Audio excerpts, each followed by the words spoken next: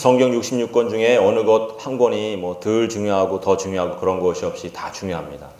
그런데 그럼에도 불구하고 또 우리에게 특별한 지혜를 가르쳐주는 책들이 있습니다. 신약에서는 야고보서를 우리가 지혜서라고 하고, 또 구약에서도 뭐 잠언서, 또 오늘 우리가 본문으로 택한 전도서, 이런 책들이 특별히 아주 지혜서로 이렇게 불리는데, 이 전도서는 그 중에서도 아주 특별해요. 어떤 의미에서 특별하냐면은 예전에 대학에 가면은, 요즘에는 그런지 모르겠는데 제가 대학에 들어갔을 때는 다 뭐 제 앞에 분들도 그랬을 거예요. 대학에 들어가면 의례 철학 개론을 들어야 되는 것입니다. 철학 개론을 안 들으면 안 되는 거예요. 왜 들어야 되는지 모르겠지만 하여간 다 들어야 돼요. 저도 대학교 1학년 때 그 철학 개론을 들으면서 철학적인 인간이 아닙니다, 제가. 그래서 참 힘들었는데, 기억나는 것이 뭐가 있냐면은 데카르트의 방법 서설이라고 하는 책이 있어요. 거기 그 책 참 어렵게 읽었는데, 생각하는 철학적 사고를 어떻게 하는가를 보여주는 그런 책입니다. 꼬기토 에르고 숨, 지금도 기억이 나요. 내용은 기억이 안 나는데, 그러니까 꼬기토, 나는 생각한다, 에르고 숨, 그러므로 나는 존재한다. 그런 명제가 어떻게 도출이 되는가, 그 과정을 보여주는 그런 책인데, 이 전도서도 그러한 책이에요.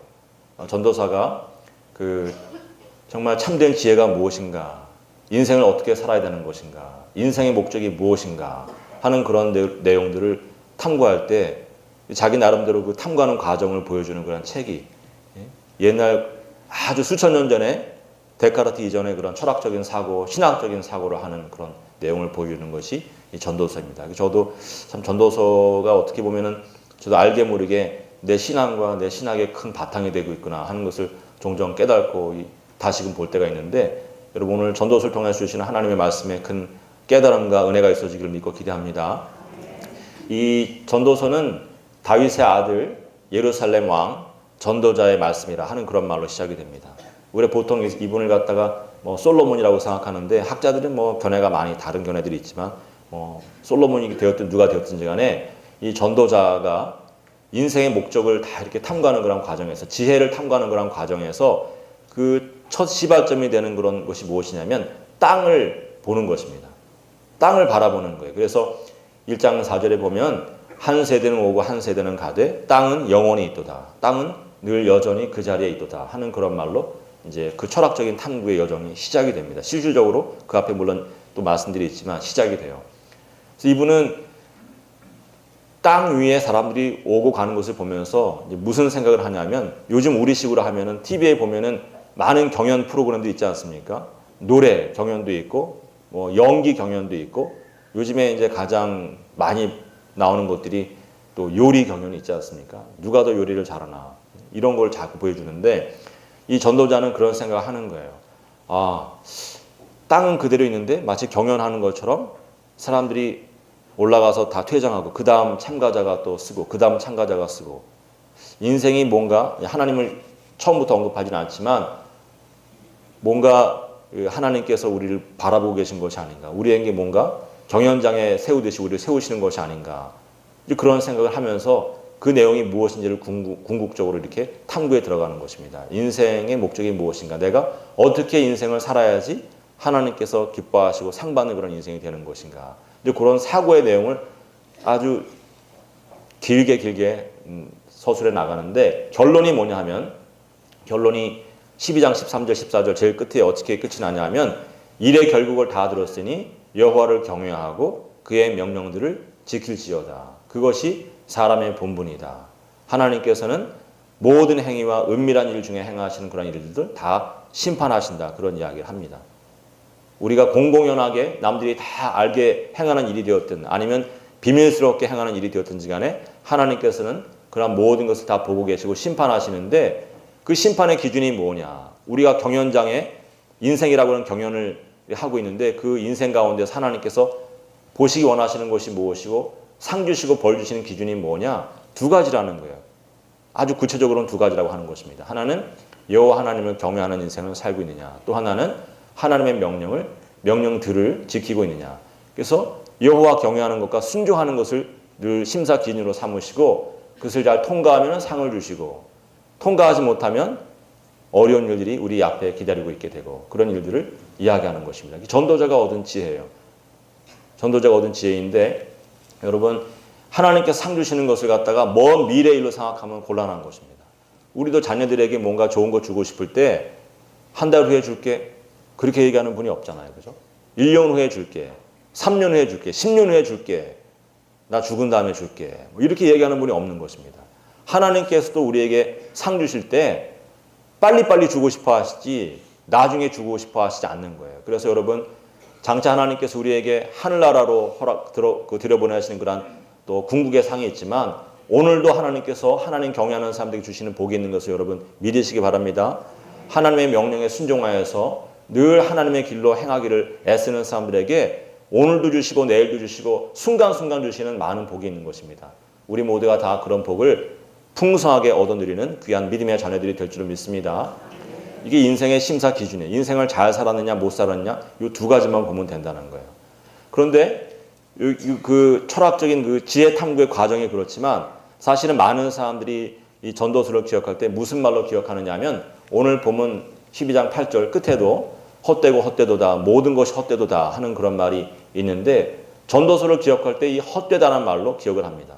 그래서 전도자가 실제로 앞에 시작할 때도 전도자가 이르되 1장 2절에서부터 전도자를 소개한 다음에 곧바로 그 전도자가 무슨 말을 하는 것을 소개하느냐 하면 헛되고 헛되며 헛되고 헛되도다 모든 것이 헛되도다 헤벨 하발림 하콜 헤벨 하면서 헛되다는 말을 갖다 5번이나 반복을 해요. 사람이 헤아려 수고하는 그 모든 것에 무슨 유익이 있는가 그러면서 헛되다 그런 말을 합니다. 그리고 그 헛되다는 것을 갖다가 표현하기 위해서 1장 2절에서 헛되다는 말을 한 다음에 1장 14절에서 어떻게 그 헛됨을 표현하냐면 마치 바람을 잡는 것과 같다. 그런 이야기를 합니다.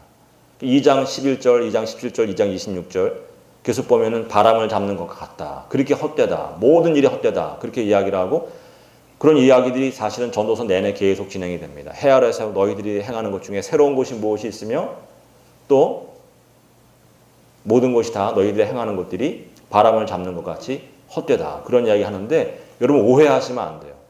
이 전도자가 이야기하는 모든 것은 하나님을 경외하는 그러한 일에서 벗어난 모든 것을 이야기하는 것입니다. 하나님의 명령을 지키는 일에서 벗어난 인간적인 모든 노력들 그런 것들을 이야기하는 것이지 지금 여러분이 여기 와서 예배드리는 것을 헛되다고 이야기하는 것이 아니에요. 말씀 읽고 기도하고 찬송하는 그런 시간을 헛되다고 얘기하는 것이 아니라 하나님을 경외하면서 비롯되지 아니하는 모든 행위는 아무리 선해 보여도 아무리 좋은 마음으로 시작했어도 헛되다.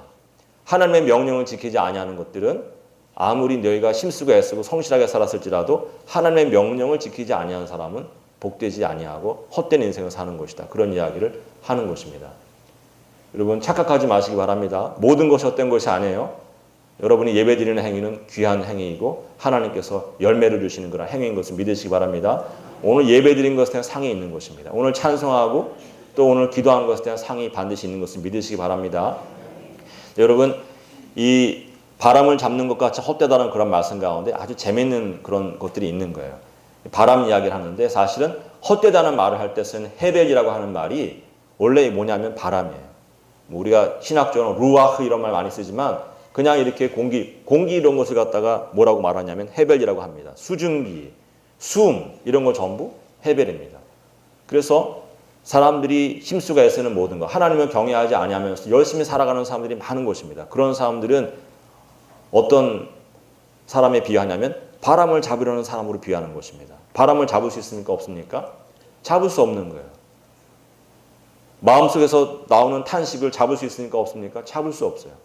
그런데 사람들은 전부 하나님을 떠난 사람들은 하나님을 경외하지 않는 사람들은 잡을 수 있다고 생각해요. 자기가 힘쓰고 애쓰면 탄식이 그칠 것이라고 생각하는 것입니다. 자기가 힘쓰고 애쓰면 한숨이 그칠 것이라고 생각하는 것입니다. 그렇지 않은 것입니다. 힘쓰고 애쓴다고 고난이 사라지고 힘쓰고 애쓴다고 탄식이 그치지 아니하는 것입니다. 힘쓰고 애쓴다고 바람을 잡을 수 없어요. 여러분 우리가 사람들이 그런데 전부 이런 착각 가운데 살아가는데 예를 들자면 그런 것입니다. 사람들이 전부 사랑을 귀하게 여기지 않습니까? 사랑을 쟁취하려고 애쓰는 사람들이 많은 것입니다. 사랑. 누군가의 마음을 잡고자 애쓰는 것입니다. 내가 힘쓰고 애쓰면 저 사람이 나를 인정해주고 사랑해주겠지. 내가 힘쓰고 애쓰면 저 사람이 내게로 오겠지. 그건 헛된 망상인 것입니다. 그런 일은 일어나지 않아요. 사람의 마음을 잡을 수가 없습니다. 사랑을 잡을 수가 없어요.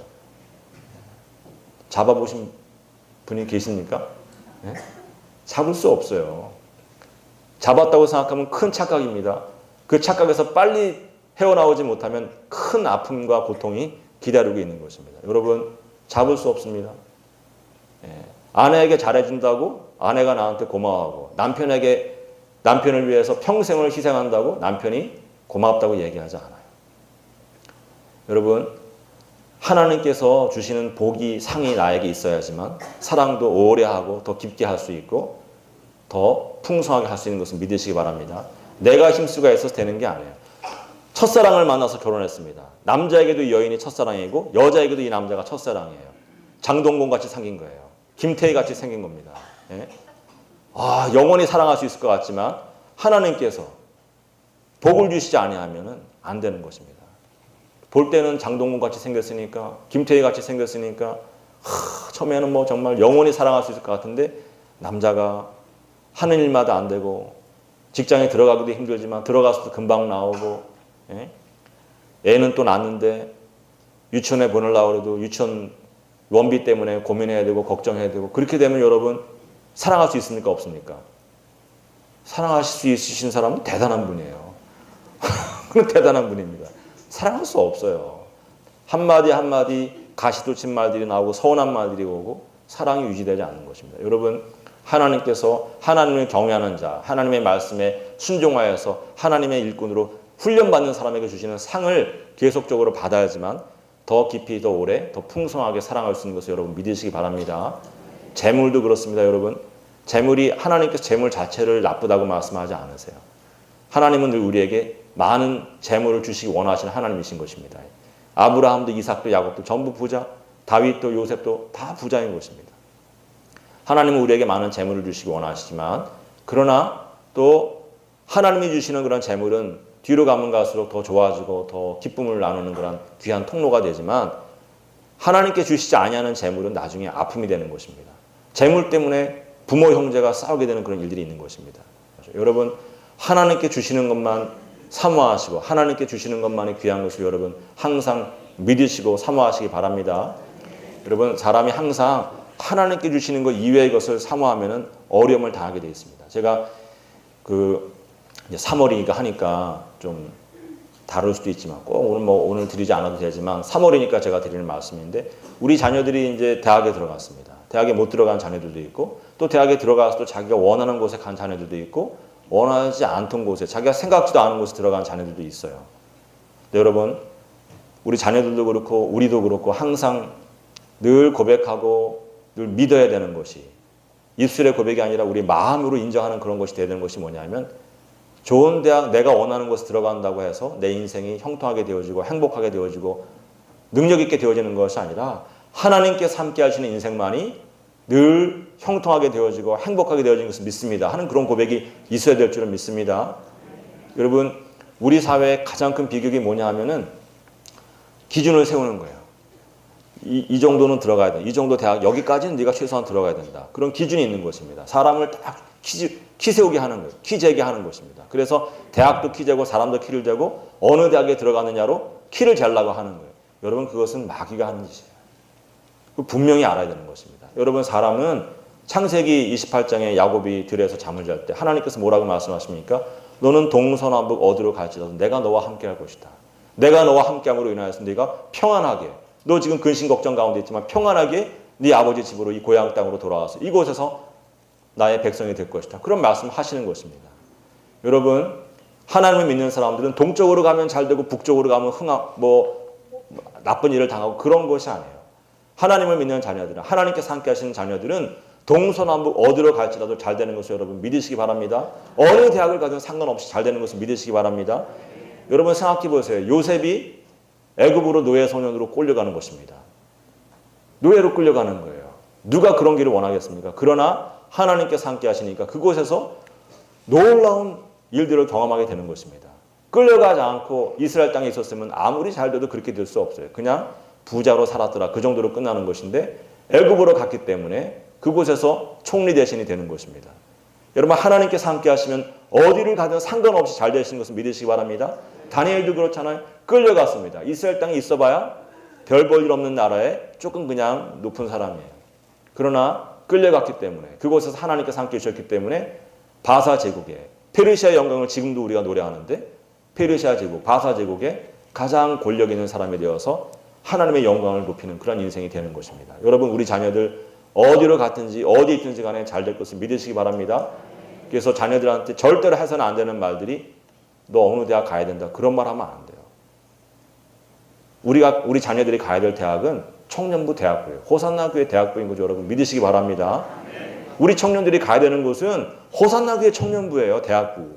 어느 대학에 가서 잘 되는 것이 아니라 교회에서 잘 되는 것을 여러분 믿으시고 우리 자녀들에게 그렇게 가르치시기 바랍니다. 제가 며칠 전에 이렇게 텔레비 보다가 요새 재밌는 정치 그 토론 프로그램들이 많잖아요. 무슨 썰전, 무슨 강적들, 판도라 이런 거 있지 않습니까? 가끔 가다 저도 그런 거 봐요. 놀라운 것을 봤습니다. 여러분, 우리가 작년 10월부터 지금까지 3월까지 한 거의 6개월 동안 얼마나 많은 아픔을 겪고 얼마나 많은 혼돈 가운데 있었습니까? 우리는 그 시작점이, 출발점이 최태민이라고 하는 사람과 또 대통령 가족의 만남으로 시작된 것으로 알고 있잖아요. 그죠? 그리고 그 만남이 유경수 여사 서거하신 뒤에 그 최태민이라고 하는 사람이 유경수 여사하고 불러내가지고 어머니 목소리로 얘기하면서, 예? 지금 파면당하신 분이 뒤로 넘어지면서 거기서부터 영적인 세계를 보게 되고 그러면서 들어간 걸 이렇게 알고 있는 거예요. 저도 그렇게 알았습니다. 저도 그렇게 알았어요. 근데 여러분, 제가 이번 주에 놀라운 것을 들은 거예요. TV 토론을 이렇게 보다가. 그 이전에 만남이 있었는데 그 이전에 어떤 만남으로 시작이 되냐면 이번에 파면당하신 분이 고등학생 때 학교에서 너무 스트레스를 받는 거예요. 공부가 안 되는 거예요. 대통령 부부가 걱정하신 것입니다. 아버지 어머니가 걱정하면서 이거 우리 딸이 이거 잘 돼야 되는데 학교 생활 너무 힘들게 하고 공부도 성적도 안 나오고 어떻게. 저는 깜짝 놀랐어요. 뭐 대통령도 그런 고민하나. 깜짝 놀랐는데 그때 여러분 주변에 안 좋은 사람이 있었던 거예요. 각하 이럴 때는 심신을 안정시키고 집중할 수 있도록 최면술이 최고입니다. 최면술이 최고입니다. 그렇게 조언을 하고 그 당시에 가장 그 이름이 있던 최면술사인 최태민 씨를 소개시켜 줬다는 거예요. 거기서부터 만남이 시작되었다. 그런 이야기 하는 것입니다. 저는 정말 너무 놀랐어요. 이게 뿌리가 우리나라의 40가지 어려움의 뿌리가 바로 이 1등병에 있는 것이구나. 좋은 대학 가는 그 병에 있는 것이구나. 나라 전체가 어려움을 당하고 가정만이 아니라 나라 전체가 어려움 당한 그 뿌리가 여기에 있구나. 새삼의 실감이 나는 거예요.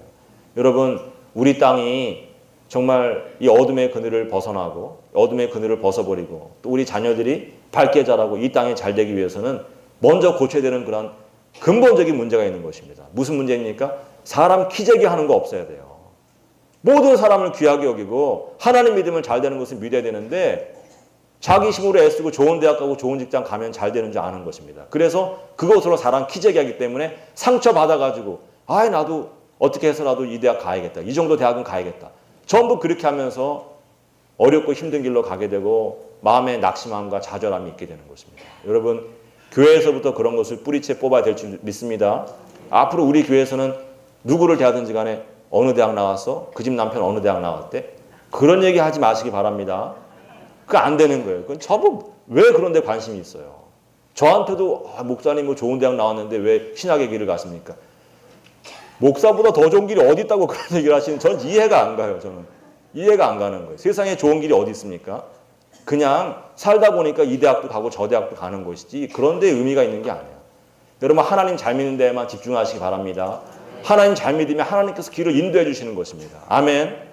우리 자녀들 호산나 교회 대학부가 제일 좋은 대학인 줄로 그렇게 가르치시고 우리 자녀들도 그렇게 믿으시기 바랍니다. 오늘 우리 권호랑 경익이랑 찬엽이 고등학교 때부터 어렸을 때부터 우리 교회 잘 자란 청년들 대학에 올라오자마자 고등학교 졸업하자마자 기타 치고 잘 되는 거예요, 여러분. 나중에 저 친구들이 이 땅에 사무엘이 되고 다윗이 되고 모세가 되는 것을 여러분 믿으시기 바랍니다. 우리 성가대도 다 여러분 교회에서 믿음 생활 잘하는 자녀들이 잘 되는 것입니다. 잘 되는 것입니다. 여러분, 하나님께 주시는 것 이외에 엉뚱한 것에 마음을 두면은 처음에는 잘 되는 것 같지만 그것으로 인해서 무너지는 것입니다. 하나님 경외하는 우리 모든 교인들이 되어지길 주님의 이름으로 믿고 기대합니다. 이 전도자가 하나님 경외하는 것에 관하여서 또 명령을 잘 지키는 것에 관해서 이야기하면서 청년의 때에 창조주 하나님을 기억하라 그렇게 이야기합니다. 왜 청년의 때에 기억하라 하냐면은 나이가 들면은 할 수 없는 일들이 있어요. 현실적으로 할 수 없는 일들이 있는 것입니다. 거기 사실 3절부터 5절까지는 계속 그런 이야기들만 하는 것입니다. 나이가 들면 뭐 집을 지킬 때 두려워한다 뭐 그런 얘기 있는데 집을 지킬 때 혼자 남으면 젊었을 때 그런 생각 안 하는데 집에 혼자 남으면 외로움을 타고 두려워하는 것입니다. 그리고 나이가 들므로 인한 어려움들을 이야기하는 거예요. 뭐 맷돌이 뭐 적어서 그치고 하는 이야기들도 맷돌이 여러분 어렵게 생각하시는 것이 아니라 이 인체의 맷돌 역할 하는 게 있어요. 무엇입니까? 이빨, 치아. 치아가 맷돌 역할 하는 것입니다. 나이가 들면은 치아가 다 빠지고 적어지고 나중에는 이게 돌아가지가 않는 거예요. 맷돌이. 그래서 정말 자녀들이 갈아주는 죽을 마시고 살아야 되는 그런 일들이 있는 것이다. 길을 나가도 젊었을 때는 막 해외여행도 막 씩씩하게 다니는 사람이 지방에만 이렇게 가려고 해도 두려워하고 그런 일들이 생기는 것이다. 사실은 계속해서 그런 이야기, 살구나무에 꽃이 핀다는 말도 나중에 제가 사진 한 장 보여주겠지만 살구나무가 사실 완전히 하얀 나무는 아닌데 왜 그렇게 썼는지 모르지만 살구나무에 꽃이 핀다는 말이 머리가 하얗게 되는 것을 말하는 것입니다. 그래서 나이가 들고 하게 되면은 할 수 없는 일들이 많은데 너희가 젊었을 때 해야 되는 그런 일들이 많은데 그러면서 창조주 하나님을 기억하면서 살아라. 너희 힘 의지하지 말고 너를 창조해 주신 우주를 창조하신 창조주 하나님 오늘도 너에게 새 힘을 주시고 새로운 날들을 주시는 창조해 주시는 그 하나님을 기억하며 살아라. 그런 이야기를 하는 것입니다. 근데 여러분 이 말씀에 참 재미있는 것들이 표현들이 많아요. 오늘 말씀에 보면은 그 무슨 말을 하냐면 12장에 제일 끝에 우리가 읽은 말씀에 너는 공고한 날이 이르기 전에 나는 아무 낙이 없다고 할 해들이 가깝기 전에 하나님을 기억하라. 창조주 하나님을 기억하라. 그런 말을 하는데 여러분 나이가 들면 정말 먹어도 옛날 맛이 아니고 입어도 옛날 그 기분이 아니고 좋은 곳에 가도 옛날 그 기분을 누릴 수 없지 않습니까? 어려운 날들이 오고 하는 것인데 그러한 날들이 노년의 날들 혼자서는 다닐 수도 없고 지팡이 짚고 다녀야 되고 그런 날들이 어떻게 오느냐 가까이 온다는 말 하는데 여러분 가까이 온다는 말은 히브리어 나가라고 하는 동사를 번역한 거예요. 나가라고 하는 동사는 이게 나갑니다. 제가 한번 말씀드린 적이 있는데 살짝 건드리는 게 나가요.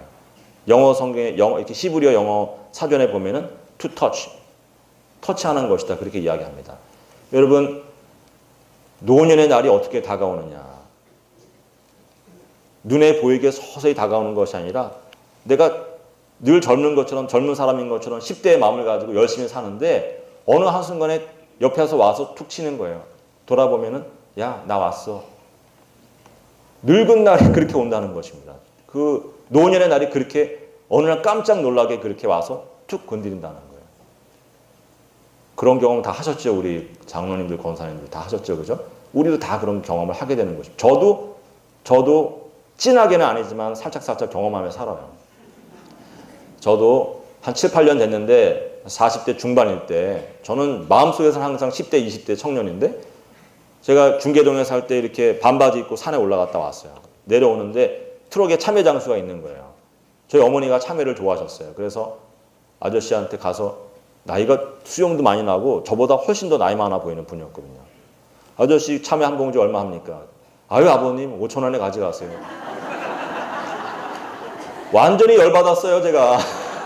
아버님? 제가 속으로 이 사람아 당신은 내 아버지 같아 보여. 그러면서 너무 그냥 당황하고 그런 적이 있는데 여러분 세월이 그렇게 노년의 날들이 그렇게 싹 다가오는 것입니다.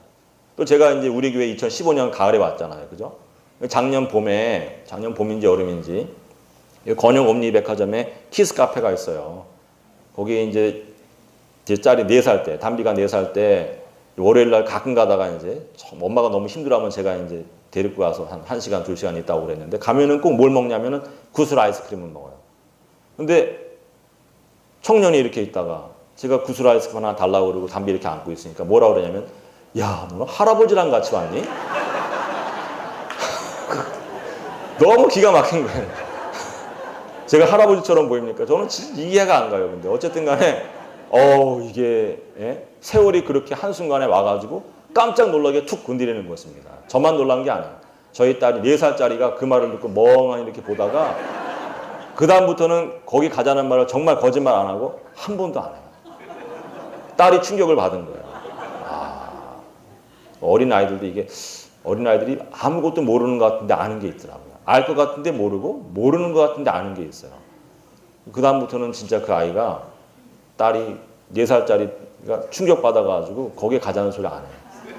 세월이 그렇게 오는 것입니다. 여러분 세월이 그렇게 와요. 다 누구에게나 그렇게 오는 것입니다. 마음속에는 지금 전부 다 청년이세요. 그러나 50대, 60대, 70대 다 어르신들인 것입니다. 여러분 제가 이런 장면 기억할 때마다 생각하는 그림인데 재밌는 그림이에요. 한번 제가 잠깐 보여드리겠습니다. 그 김홍도가 그린 단원 김홍도 선생님이 그린 추성부도라고 하는 그림이에요. 추성부도 그림이 추성부도라고 하는 그림인데 저희 가로가 한 2m가 넘는 그림입니다. 여기는 한 60cm 조금 안 되고 긴 그림인데 이제 이쪽 한편 끝으로 제시가 딱 적혀져 있고 그림 자체가 색상 자체가 좀 쓸쓸하잖아요, 그죠? 좀 자세히 하나씩 보여드리면은 저기 보면은 하늘에 달이 떠 있어요, 그죠? 해가 아닙니다, 달입니다. 그리고 달빛을 받아서 은은하게 빛나는 그 집이 있는데 이제 생각하기에 저 집이 사실은 이제 단원의 마음이 아닌가 이제 그런 빈 집입니다, 빈 집. 빈 마음, 허전한 마음 보여주는 것이 아닌가 싶은데 그 다음 화면에 보면은 저게 이제 이 그림의 핵심이에요. 추성부도라고 하는 말이 구양수라고 하는 송나라 문인의 그 추성부라고 하는 그 글에다가 그 글을 그림으로 나타낸 것이다. 그 추성부도입니다. 근데 그 글에 어떤 내용을 그림으로 담았냐면은 선비가 지금 안에서 밖을 내다보고 있고 그 선비의 눈이 닿는 곳에 보면은 하인이 이렇게 손짓하면서 자기 주인을 보고 있지 않습니까? 대화를 나누고 있는 거예요.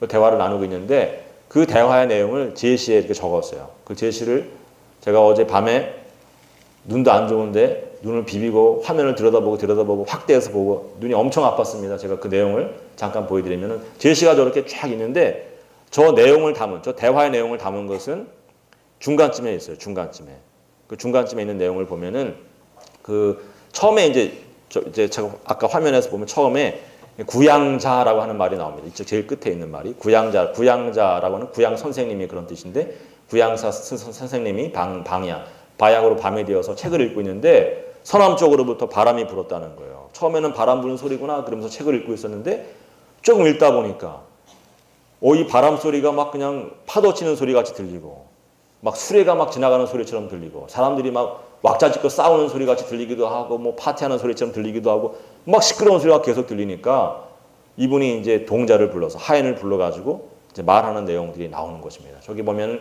여위 동자, 내가 동자에게 말 빨간색 저 색깔 칠한 것은 이제 그 부분에 해당하는 것을 제가 적어놔서 색깔로 구분했는데 여위 동자, 내가 동자에게 말하였다. 차하성야, 이것이 무슨 소리인가? 여거, 너는 가서 시지 보고 오너라. 그렇게 말하는 것입니다.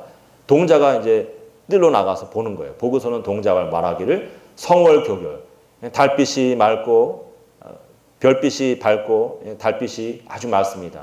달빛이 맑고 명하제천, 명하라는 것은 밝은 강인데 무슨 밝은 강이라는 건 은하수 말하는 것입니다. 그래서 은하수가 하늘에 걸쳐 있습니다. 맑고 밝은 그런 아름다운 밤입니다. 이제 이런 얘기를 하는 거예요. 그러나 사방을 둘러봐도 사무인성, 사람의 소리는 들리지 인적은 없습니다. 성제수간, 선생님께서 들으신 그 소리, 성은 수간, 나무 사이에서 바람이 스치는 소리입니다. 사람 소리가 아니라 나무 사이를 스치는 바람 소리였습니다. 이제 그런 이야기를 하고 그 말을 듣고서 방 안에 있던 이 선비가 여호와 내가 말하기를 히히비제, 아 슬프다, 차 추성야, 이것이 가을이 오는 소리였구나 하는 그런 이야기. 이게 이제 이 장면을 그림으로 그린 것입니다. 여러분 저 가을은 봄, 여름, 가을, 겨울 할 때 가을이 왔다는 그런 것이 아니라 사실은 늙음하게 가을을 맞이하는 감회가 다른 것입니다. 어르신들 해가 가면 갈수록 계절을 맞이하는 느낌이 다르다고 그러시잖아요. 그죠? 봄을 맞이하는 느낌이 다르고 가을을 맞이하는 느낌이 다 다른 것입니다. 저 구양수라는 분이 내 인생이 이제는 다 저물어 가는구나. 이제 마지막이 남지 않았구나. 조금 있으면 저 그림에 보이는 나무들처럼 다 잎을 떨구고 나도 이 세상 가운데서 땅으로 흙으로 돌아가야 되는구나. 그런 마음으로 차 추성야, 가을이구나. 내 인생도 다 했구나. 이제 그런 고백을 하는데 그 장면을 그림으로 그린 거예요. 그리고 제일 끝에 보면은 끝에 한 줄만 제가 더 읽었는데 거기에 보면은 이제 그렇게 고백한 다음에 인생 무상에 관해서 막 이런저런 복잡한 생각을 하는 것입니다. 그리고 그런 복잡한 생각을 하다 이렇게 또 보니까 자기 혼자는 자기는 그렇게 근심 가운데 이런저런 생각 다 하는데 동자 막대. 동자는 대답하지 아니하고 동자는 자기와 이렇게 상대하지 아니하고 수두이수 머리를 떨고 고개를 떨구고 졸고 있구나.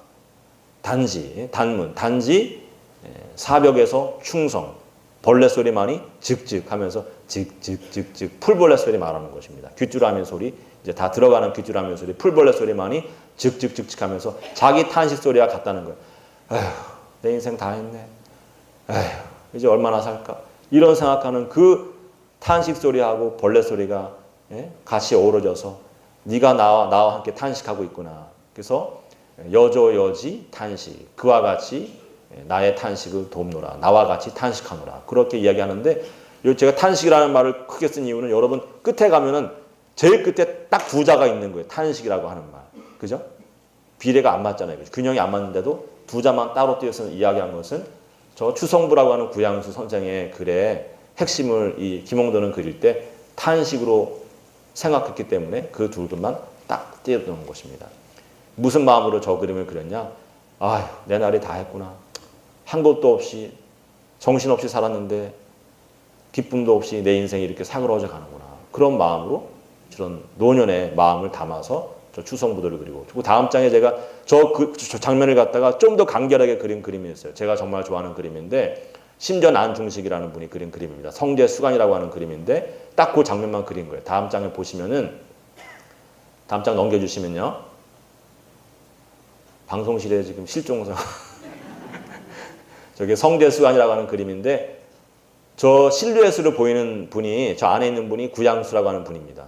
구양수라고 하는 분인데 저 왜 실루엣으로 그렸느냐. 지금 저 청년은 마당에 나와 있잖아요. 그죠? 선명하게 그려지. 두루마기 바람에 날리고 보면서 저 청년은 스승은 자기 인생이 이제 다 지나가는 것으로 인해서 근심하면서 내 존재 가치가 내가 아무리 젊었을 때 뭐 사람들이 칭송하는 그런 사람이었을지라도 이제 나는 사라져가는 인생이고 저 청년은 스승과는 달리 가을 밤에 밖에 나와서 선생님 아름다운 밤입니다. 은하수가 흐르고 있습니다. 별빛이 교교합니다. 달빛이 맑습니다. 아이고 스승님 사람은 없고 가을바람이 시원합니다. 나뭇가지에 스치는 소리를 들으셨군요. 저 청년은 지금 뭐 가을을 즐기고 있는 거예요. 그 한편으로 스승은 이제 사라져가는 인생길에서 탄식하면서 그 장면을 그린 그림인 것입니다. 그래서 저 벽에 보면은 성제수간 이렇게 써 있고 아까 그 중심이 되는 말이 있고 심전 자기 이름을 적어놨는데 여러분 노년이 저렇게 다가오는 것입니다. 노년이 저렇게 다가오는 거예요. 그래서 지혜가 뭐냐 이 전도자가 말하는 지혜가 뭐냐 하면은 이게 노년을 좋지 않게 생각하라는 뜻이 아니에요. 노년을 좋지 않게 생각하라는 뜻이 아니라 젊은 사람이든 노년에 이른 사람이든 간에 창조주 하나님을 기억하라. 그것이 이 지혜라는 거예요. 여러분 왜 그런가? 여러분 그 사람은 나이가 들어 요즘 그런 말 우리 사회에서 많이 하는 것입니다. 나이는 숫자다. 그렇게 이야기해요. 그죠? 나이는 숫자다 그런 이야기 하는데 반은 맞고 반은 틀려요. 여러분 하나님께서 함께 하시면은 항상 우리가 새로워지는 것입니다. 10대, 20대 할 수 없는 일, 10대, 20대만 할 수 있고 60대, 70대가 되고 80대가 되면 할 수 없는 일들이 있어요. 그러나 하나님께 주시는 노년에 주시는 복은 10대, 20대에 누렸던 복을 주시는 게 아니에요. 70대, 80대, 90대에 주시는 복이 따로 있는 것입니다. 그러니까 창조주 하나님께서 늘 우리의 삶 가운데 말 그대로 창조해 주시는 그런 기쁨이 있는 것입니다. 여러분 아멘 믿으시기 바랍니다.